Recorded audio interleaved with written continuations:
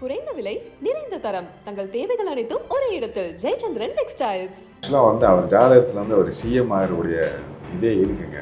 அவர் அதை மிஸ் பண்ணிக்கிட்டே போகிறார்.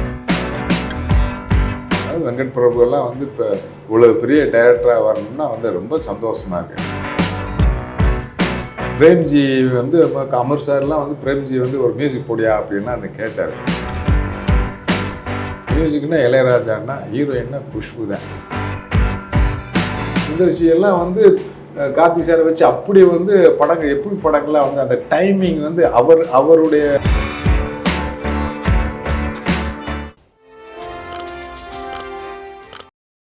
யுவன் சங்கர் ராஜா சார் கூட உங்களுடைய மியூசிக் அவர் வந்த புதுசில் ஒர்க் பண்ணிட்டு இருக்கீங்க. கல்யாண கலாட்டா படத்தில் வந்து அவருடைய ஒர்க்கிங் ஸ்டைல் எப்படி இருக்கும் சார்?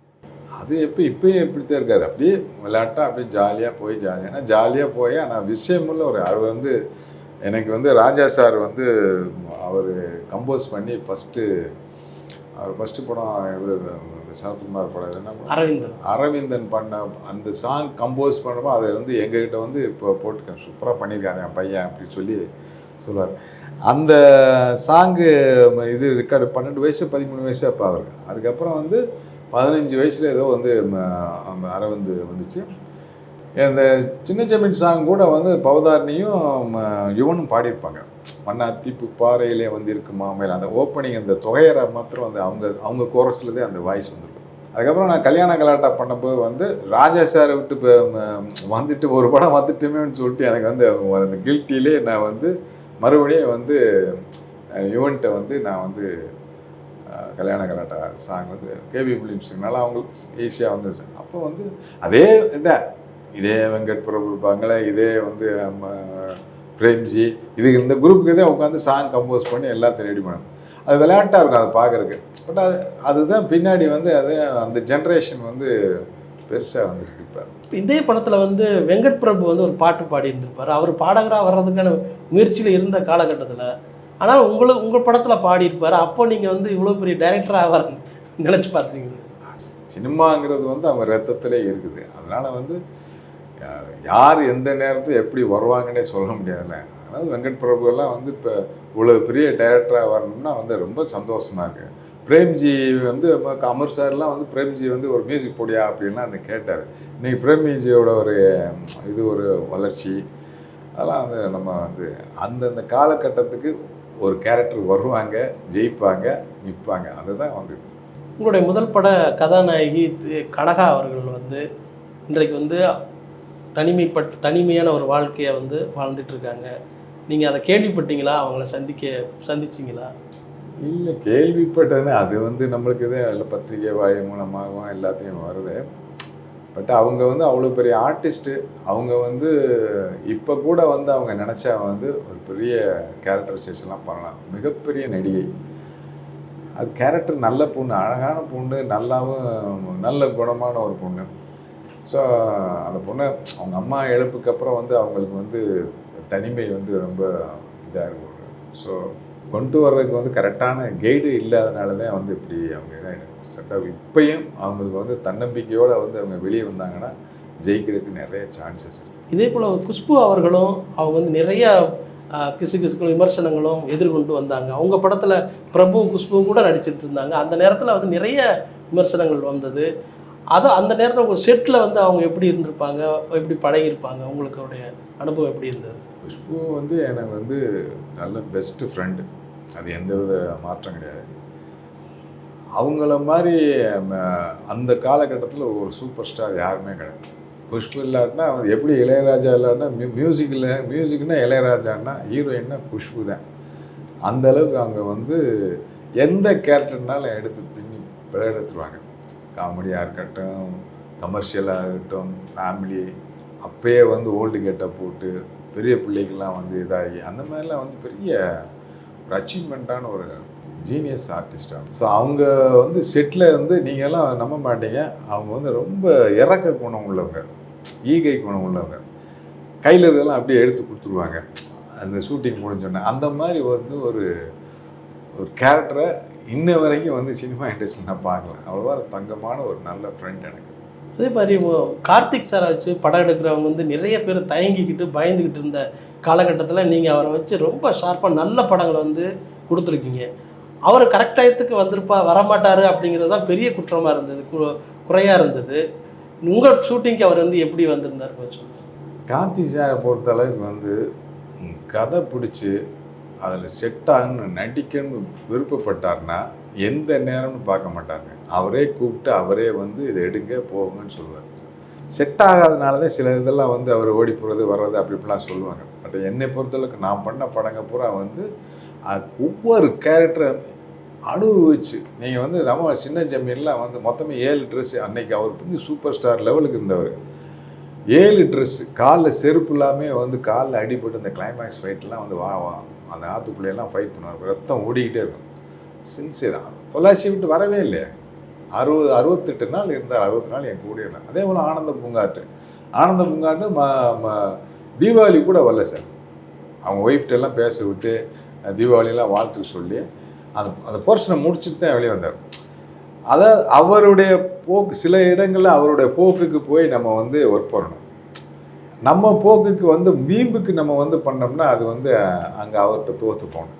ஏன்னா நம்மளுக்கு கான்ஃபிடென்ட்னா நம்மளுக்கு கதை இருக்குது, நம்ம கதைக்கு நாயகன் இருக்குது. நம்ம அவரை கன்வின்ஸ் பண்ணுற பொறுத்து இருக்கு. எப்படி கன்வின்ஸ் பண்ண எல்லோரும் சொல்லுவாங்க அவர் வரமாட்டாங்க இங்கே ஓடணும். கரெக்டாக நான் பாசிபிள் இருக்கா இல்லையா அப்படின்னு தான் கேட்பேன். ஒன்று அவர் இருக்குன்னு சொல்லிட்டாருன்னா வந்துடுவார். இல்லை பாஸ் அப்படி இப்படி அப்படின்னு சொன்னாருன்னா சரி ஓகே நம்ம வந்து வேறு ப்ரிப்பேர் பண்ணிக்கணும், சார் எப்போ வராரோ பண்ணிக்கணும், அந்த மாதிரி பிளான் பண்ண. அதெல்லாம் சுந்தர்சி எல்லாம் வந்து கார்த்திக் சாரை வச்சு அப்படி வந்து படங்கள் எப்படி படங்கள்லாம் வந்து அந்த டைமிங் வந்து அவருடைய டைம் என்ன அந்த டைப் தகுந்த மாதிரி நம்ம வந்து இப்போ ஒரு 50 ஷாட் எடுக்கணும்னு சொல்லி ஒரு சீனில் ஃபீல் பண்ணோம்னா அது 5 ஷாட்டில் வந்து அவர் அதை கன்வே பண்ணி வச்சுட்டு போயிடுவார். So single artist, single take artist, single frame shot வச்சா கூட வந்து ஈஸியாக நடிச்சு போகிற ஒரு அபரிதமான ஒரு நடிகை அவர்.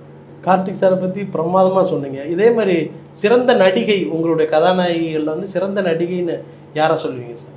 சிறந்த நடிகைன்னா என் படத்தில் நடித்தவங்க சொல்கிறீங்களா? என் படத்தில் நடித்த எல்லா நடிகையும் சிறந்த நடிகை தான். எல்லாமே நல்லா, நான் தானே நடிகை வைக்கிறேன், அது என் நடிகை, அது எல்லாமே என் நடிகை தான். ஃபஸ்ட்டு படத்துலேருந்து கடைசி வரைக்கும் எல்லாமே. அதில் குஷ்பு பண்ணாங்க, ரம்பா பண்ணாங்க, கனகா பண்ணாங்க, சுகன்யா பண்ணாங்க, நிறைய பண்ணேன். அதெல்லாம் வந்து ரேவதி எல்லாம் பண்ணாங்க. அவ்வளோ இன்வால்மெண்ட்டோட ரேவதியெல்லாம் பண்ணாங்க. நான் வந்து ரேவதியை வந்து மொத்தமே ஒரு 7 நாளைக்கு தான் ஒர்க் பண்ண கூப்பிட்டு வந்தேன். ஆனால் வந்து 22 நாள் அந்த கதையை உள்ளே வந்தேன்னா கதையை மாற்றி நான் வந்து கிளைமேக்ஸ் வரைக்கும் அவங்கள கொண்டு வந்தேன்.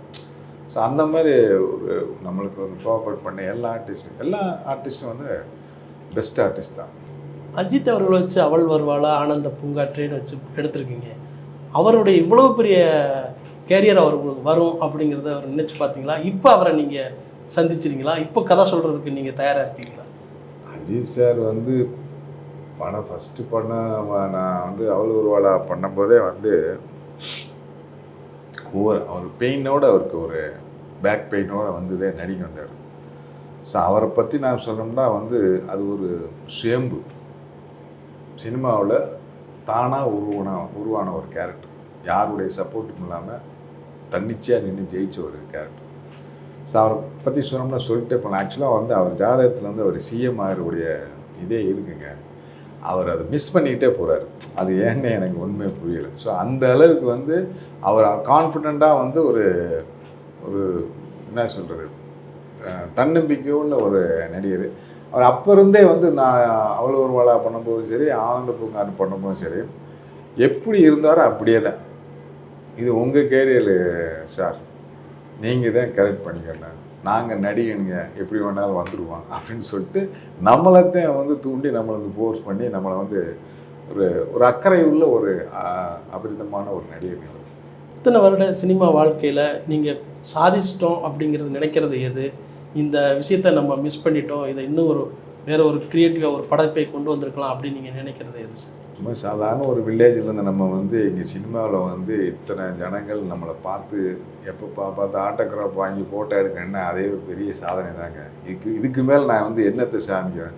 எல்லார் ஊரில் இருக்கவங்க சினிமாவில் வந்து எண்ணிக்கையில் ஒரு ஆளாக நம்ம இருக்கோம். இத்தனை கோடி பேர்ல எண்ணிக்கையில் ஒரு ஆளாக இருக்கான். ஸோ இதே ஒரு பெரிய சாதனை. இது கிடைச்சதே பெரிய பாக்கியமாக நான் நினச்சிருக்கேன். பெரிய நடிகர்கள் வந்து ஆளுமை பண்ணிடுறாங்க அந்த இயக்குனர்களை.